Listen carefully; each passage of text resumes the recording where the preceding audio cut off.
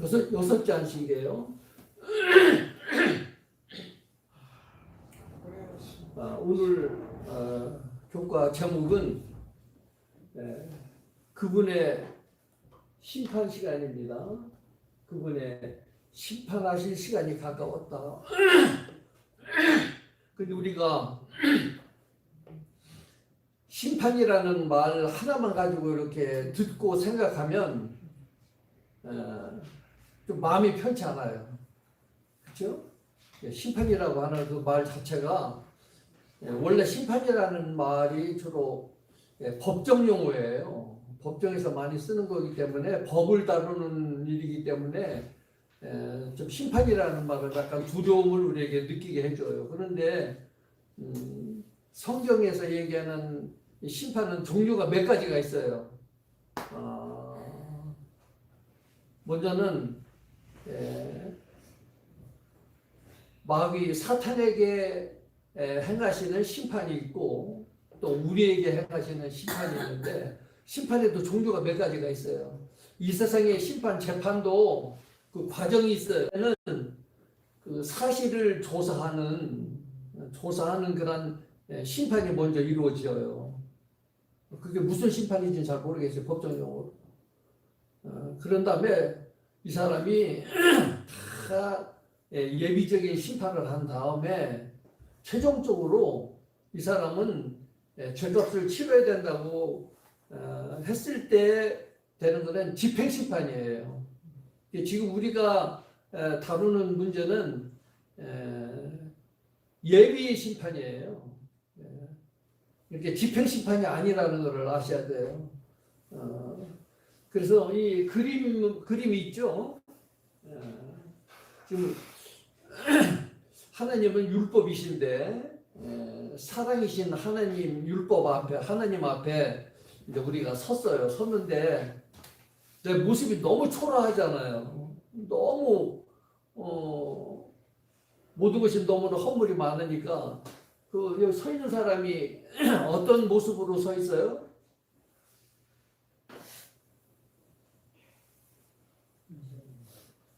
약간은 고개를 숙이고 앞을 바라보지 못하잖아요. 대개 보면은 판사 앞에 서면은 죄가 있는 사람은 어때요? 주로 판사 앞에 섰을 때 죄가 있는 사람은 이렇게 떳떳하지 못해요. 자기가 죄를 지은 것 때문에. 그러니까 자연 고개가 숙어지는 거예요. 지금 말하자면 풀이 죽어 있단 말이에요. 그러니까 이것은 우리의 모습이란 말이에요. 우리가 지금 나의 지은 죄 때문에 풀이 죽어 있어요. 근데 우리에게 큰 힘과 위로가 되는 것은 그 옆에 누가 계시다고 하는 거예요. 그분이 누구셔요? 우리의 변호사 되시는 예수님이 옆에 계셔서 재판장이 그 죄 증거에 대해서 캐 물을 때 이 말을 제대로 못하는 거예요. 그러면 예수님이 대변해 주시는 거예요. 이 사람이 이런 어려운 일 때문에 이런 부족한 때문에 이렇게 죄를 졌습니다. 그러나 그 중요한 게 이거예요. 변호사가 하는 일은 재판장님 이 사람이 죄가 지은 거 맞습니다. 이 사람이 죄가 뭐 그전서부터 이렇게 좋은 일이 많이 있지만은 내가 이 사람의 죄값을 인해서 내가 대신 죄값을 지불을 했습니다. 그래서 내가 십자가에 못 박혀 내가 죽었습니다. 그러니까 내 피를 부으시고 이 사람을 용서해 주십시오. 이게 대신 우리를 대신해서 예수님이 변호사가 돼서 간구를 하신단 말이에요. 그러면 하나님께서는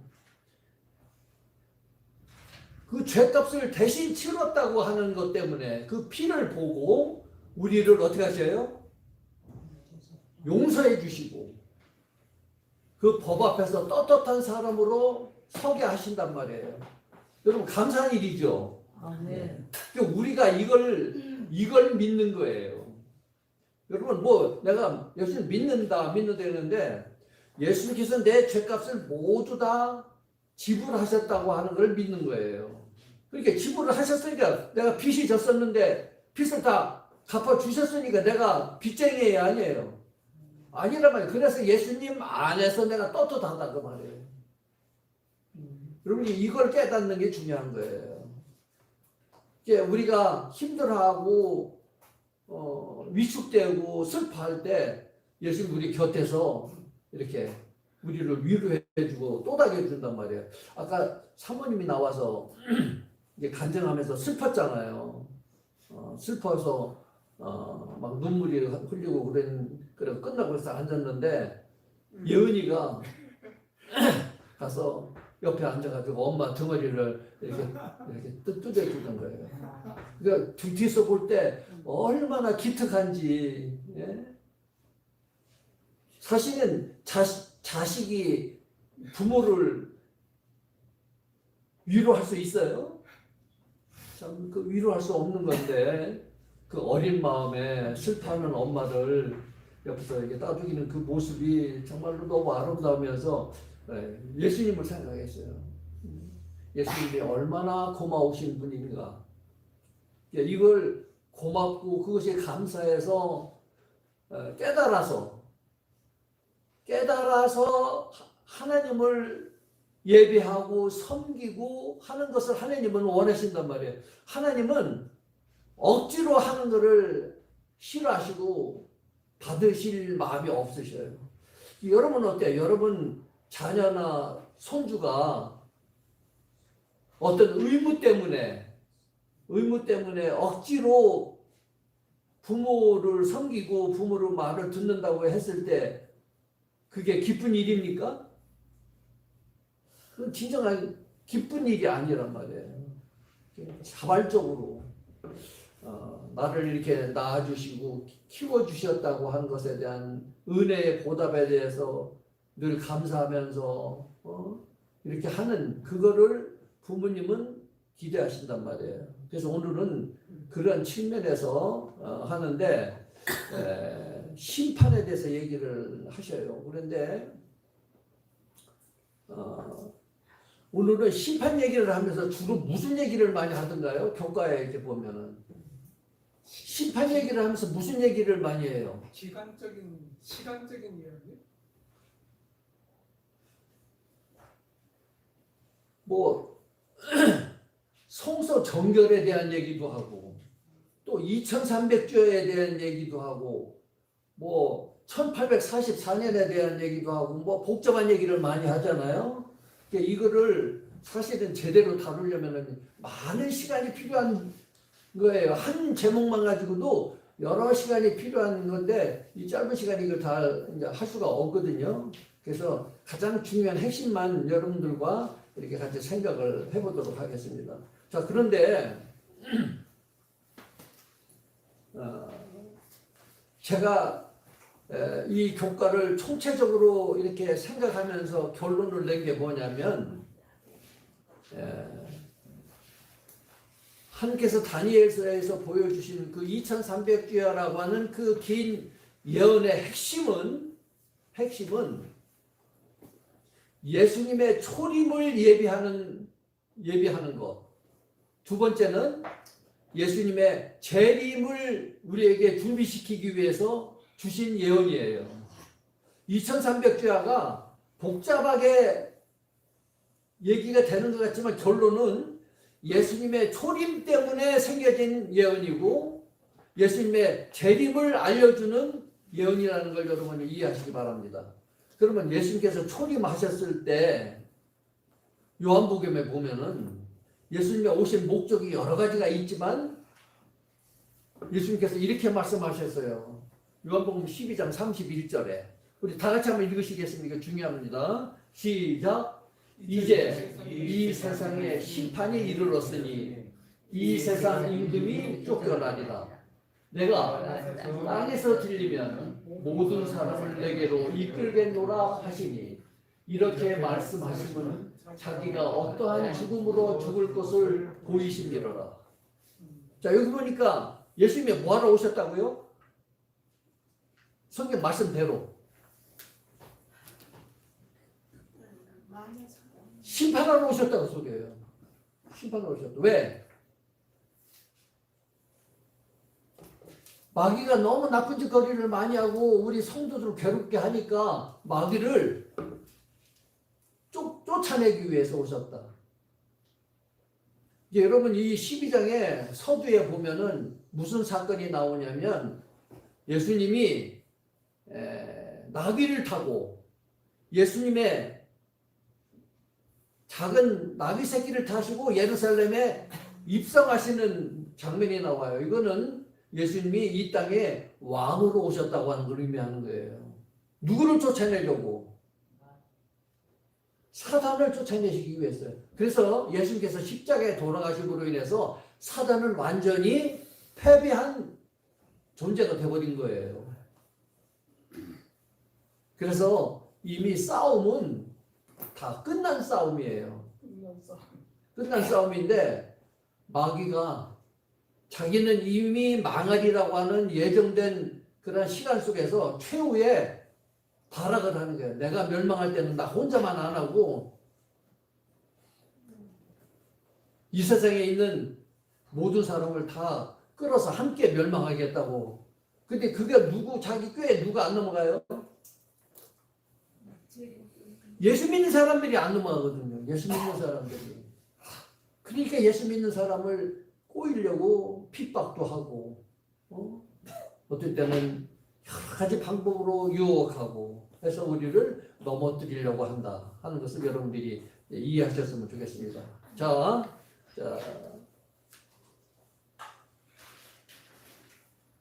좀 지나가겠습니다. 공부에 들어가기 전에 여기 아주 좋은 실화적인 얘기를 하나 하고 있습니다. 자, 요즘도 산불이 많이 나죠. 미국에서 미국의 엘로스톤 국립공원은 어마어마하게 큰 국립공원입니다. 거기에서 산불이 났어요. 산불을 진압하던 진화 요원이 이렇게 가다 보니까 불탄 중에 어떤 새 한 마리가 시커멓게 불타서 죽어 있더란 말이에요. 그래서 그냥 무심코 그 새를 발로 툭 찼어요.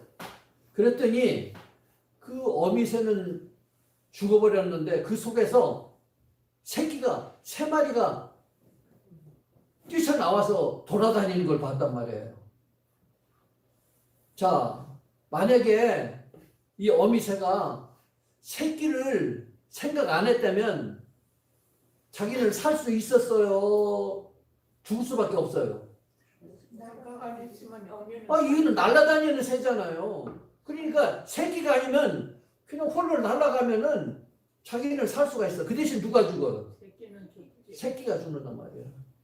그러니까 자기만 살려고 하지 않고 새끼를 보호하려고, 이게 좀 모성애죠, 모성애. 이 새끼를 품에 안고 그 뜨거운 불을 자기가 받아서 감내를 하고 자기는 불에 타 죽었단 말이에요. 그렇기 때문에 누가 살았어요? 새끼 세 마리가 살았단 말이에요. 여러분, 여기에 하나님의 사랑, 십자가의 사랑이 있는 거예요. 예수님이 우리를 품에 안으시고 십자가에 돌아가심으로 인해서 우리가 살았다는 거예요. 그의 품 안에서 우리가 살았어요. 여러분 감사하잖아요. 여러분 이보다 더 감사한 일이 어디가 있겠어요? 이게 이 은혜를 잃어버리는 것은 엄청난 불효자식이에요. 그래서 하나님께서는 우리에게 그렇게 호소하시는 거예요. 내가 너희를 살리기 위해서 이런 고통을 당하고 죽음까지도 감당한 것을 너희들이 잊지 않고 깨달아라. 이것을 우리에게 이제 가르쳐 주시는 겁니다. 자, 이렇게 하면서 첫 번째 성소 정결에 대해서 얘기를. 그런데 왜 심판하고 성소 정결하고 연관이 있을까? 심판하고 성소 정결하고 왜 연관이 있을까요?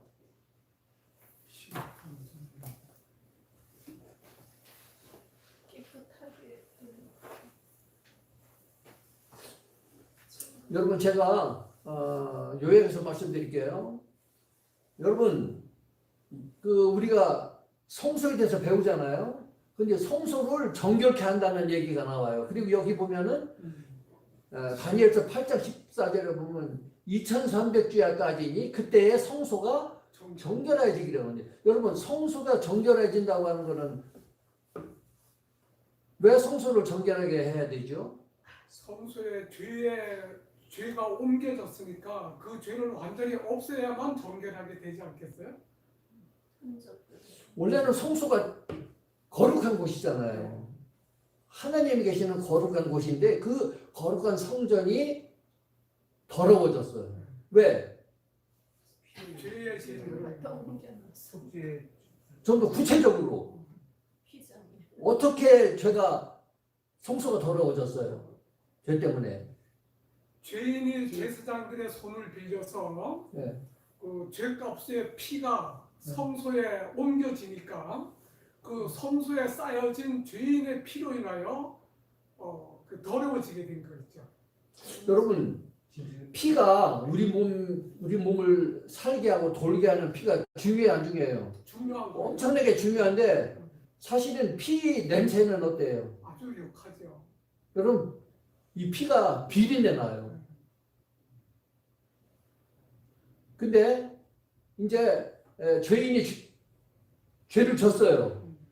그러면 그 재물을 갖고 가서 그 나의 죄를 그 짐승에게 전가를 시켜요. 기도하면서.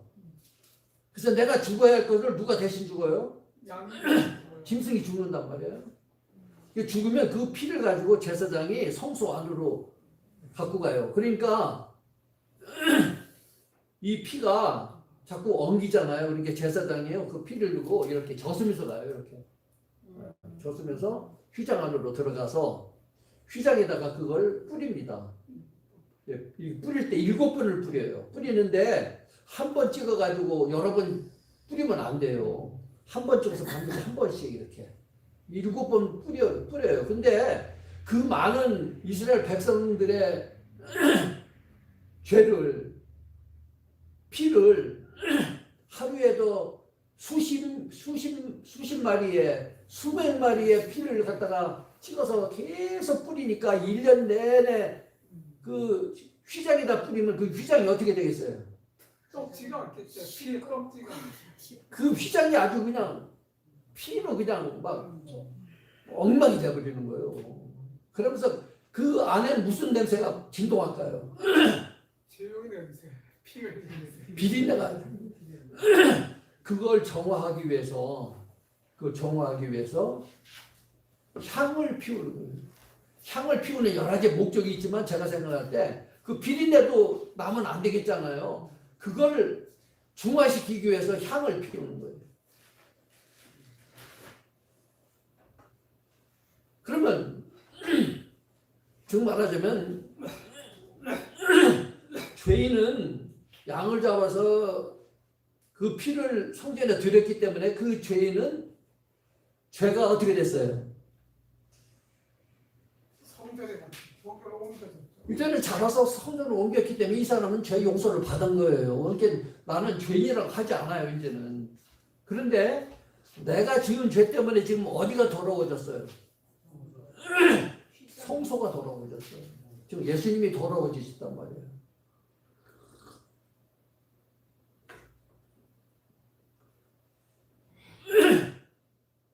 그러니까 1년 내내 지어서 모아놨던 그 죄를 해결해야 되는 날이 있어요. 그거를 죄의 도말이라고 하는 거예요. 그것이 대속죄일에 이루어지는 거예요. 7월 10일 날. 그런데 여러분 그 휘장을 어떻게 할까요? 네?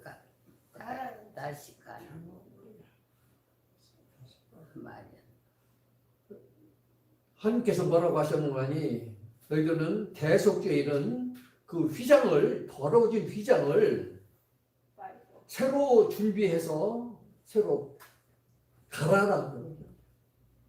아마 그걸 가게 되면은 그거를 아마 불태울 것 같은 생각이 들어요. 근데 만약에 어떤 형편 때문에 그 휘장을 준비 못할 때가 있잖아요. 그럴 경우에는 그거를 빠르라고 하셔요. 근데 하루에 그렇게 어떻게 빨아서 하루에 어떻게 빨아? 예? 하루에 어떻게 빨아? 하여튼 모르겠어요. 뭐 그런 구체적인 얘기는 안 나와 있으니까. 어쨌든 빨아서 다시 이렇게 하도록 그렇게 이제 하셨는데, 자 여기서 즉 말하자면 그것 보고 뭐냐면 죄의 도말이라고 하는 거예요. 자 그래서 이제 결론적으로 말하면 1844년은 이 심판이 시작된 거예요. 시작됐는데 예수님이 오시면 이제 죄가 도말되는 거예요. 그때 예수님은 휘장을 걷어서 태우시고 새로운 것을 갈아 끼시는 그런 역할을 예수님이 하시는 거란 말이에요. 그래서 그때 이루어지는 모든 일을 심판으로 얘기하는 거예요. 그래서 성소 정결과 심판은 같은 의미가 있다. 같은 용어다. 이해가 가시죠? 그래서 심판과 성소를 연결시켜서 얘기하는 거예요. 그 다음에 또 한 가지가 뭐냐면은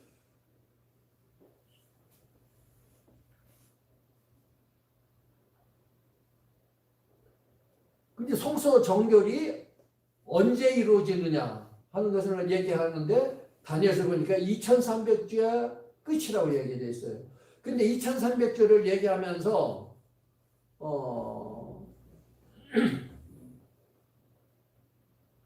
2300주야가 언제 시작이 된다고 그랬죠? 예루살렘 이제 여러분 1844년이라는 것이 우리 교회에서 주장하는 이 주장이 그 근거가 어디에서 왔느냐 하는 거예요. 그 근거가 바로 2300주예요.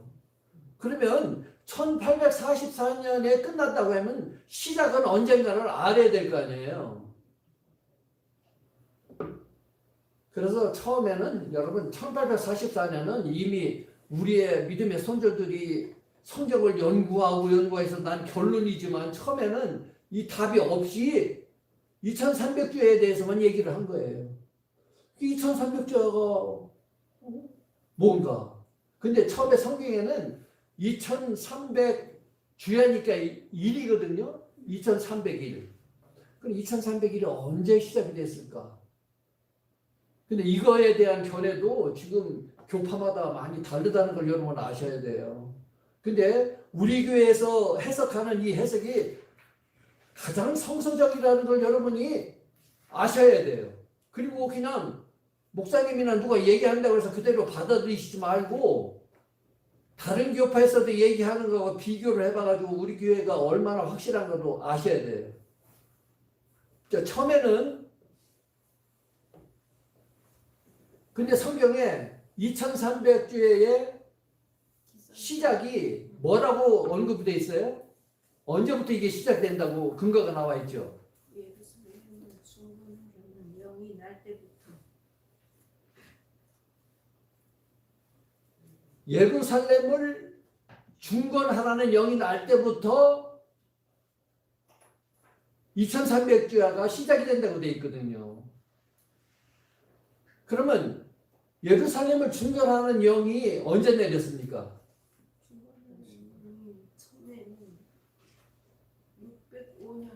이것도 3차가 있어요. 530 몇 년에 고레스가 1차를 내렸고 2차는 다리오가 2차를 또 내렸어요. 그리고 또 3차 아닥사스다라는 왕이 내렸어요. 그러면 이 세 왕 중에서 어느 때 예루살렘을 중건하는 영이 했던 걸로 시작을 해야 되느냐 하는 것을 하는 문제점이 있는 거예요. 자, 그래서 이거를 풀어가기 위해서 학자들이 고레스에게도 적용시켜보고 다리오에게도 적용시켜보고 또 아닥사스에게 적용시켜서 여러 가지를 분석을 해봤어요. 해봤더니 처음에는 2300일에 대해서 연구를 했어요. 여러분 2300일이면 기간이 어느 정도 됩니까? 2300일이면 연도 360. 1년이 365일이잖아요. 네? 6년. 제가 보니까 약 6년 반 정도 돼요. 그래서 이 6년 반 되는 기간을 고레스에다가 적용시켜서 계산해보고 다리오에게서 적용시켜서 얘기해보고 이게 잘 맞지 않고 어떤 사건이 잘 맞지 않는 거예요. 근데 그 기간이 70주일을 정했다고 그랬잖아요. 70주일을 정했는데 그것도 또 세분화해서 얘기를 한단 말이에요. 첫 번에 7주일, 그 다음에 또 62주일, 그 다음에 또 한 주일 합쳐서 70주일 얘기를 하잖아요. 여러분 이게 지금 연세 드신 분들은 무슨 말인가도 잘 모르셔요. 그러니까 그냥 그러려니 들으세요. 우리 어머니가 참 궁금해 하시는데 예. 설명을 내가 해도 어머니는 이해가 안 되잖아요. 거기까지만 그냥 알고 계시고 아니야, 그렇게 말하는까지도 답답합니다. 예, 너무 그렇게 이해를 못한다고 애태우지 마세요. 이거 몰라서 구원 못 받고 그런 건 아니니까. 근데 이거는 왜냐면 타교파에서 우리에게 어떤 시비를 붙여왔을 때 우리가 확실히 알아야 얘기해 줄 수 있잖아요. 그래서 지도자들은 알아야 되기 때문에 하는 얘기예요. 이 얘기 하다가 또 시간 다 갔어요. 이거 어떻게 하나 보면. 자, 그럼 제가 이제 이것도 그만하겠어요.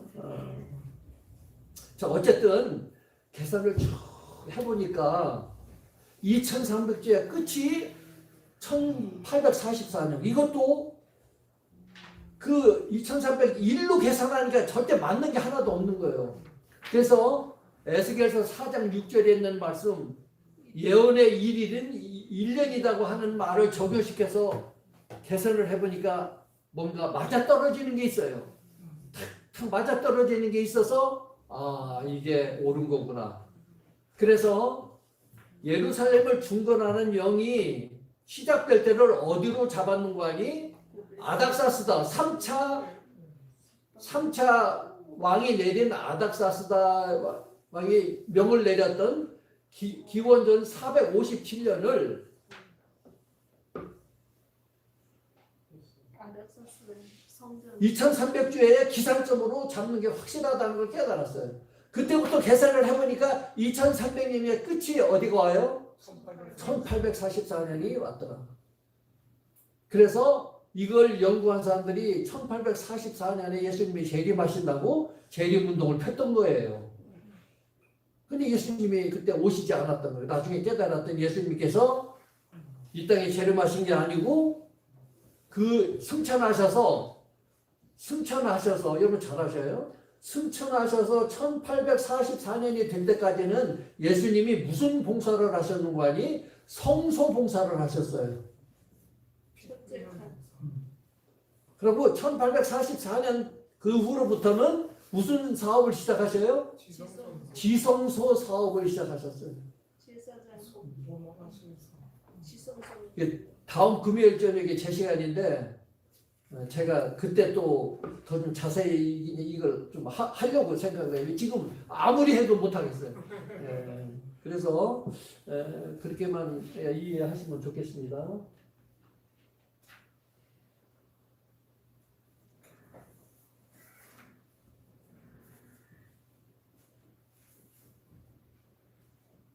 자, 다니엘서 7장 22절에 있는 말씀이 참 중요한 말씀이 같아서 거기 같이 한번 읽으시면 좋겠습니다. 자, 시작.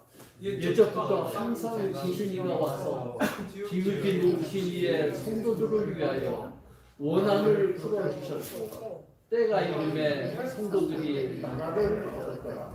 자, 이 심판이라는 것을 두려워하지 마시고 그 심판이 뭐 하는 때라고요?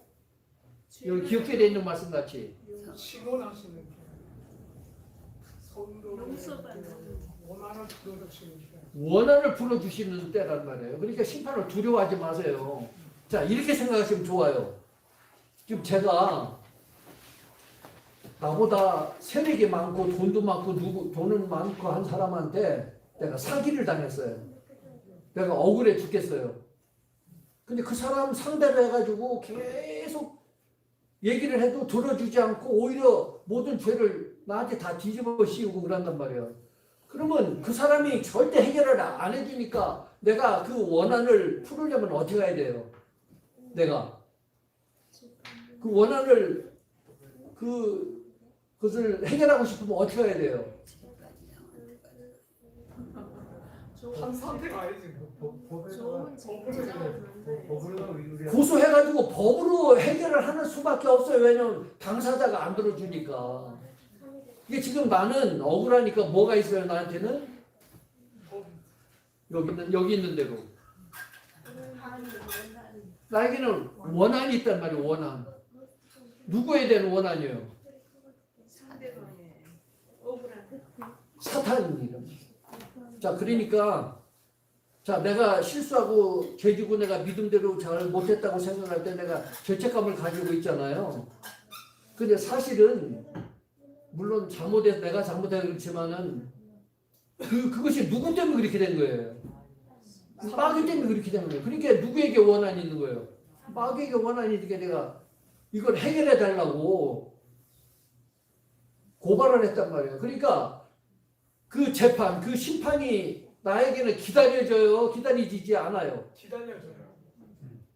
기다려지지요. 왜냐하면 빨리 억울함을 풀어야 되니까.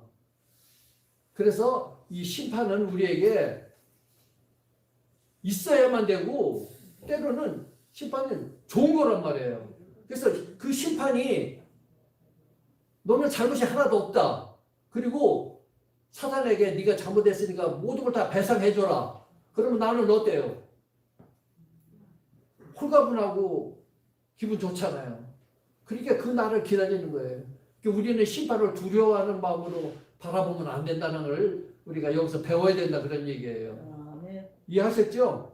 아멘. 그래서 그 시작점이 어떻게 됐다고 하는 거는 연대적으로 할 때는 굉장히 복잡하니까 사실은 그 2300주를 얘기하면서 그냥 70주일을 딱 끊어가지고 그냥 유대인만을 위한 시간이다 딱 이렇게 해버리면 되는데 왜 일주일을 또 자르고 또 62주를 또 얘기하고 또 나머지 일주를 얘기해서 그것을 다 합쳐가지고 또 70주일을 만들었을까?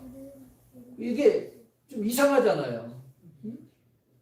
딱 하나로 그냥 해버리면 되는데 근데 그것도 다 이유가 있단 말이에요. 이유가 뭐죠?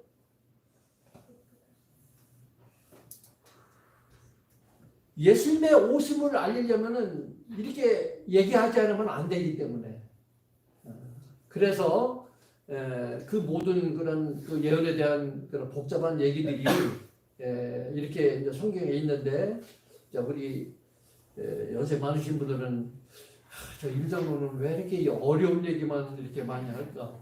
근데 또 이상하게 어려운 얘기는 또 저한테 또 이렇게 딱 교과가 또 나왔네요 또.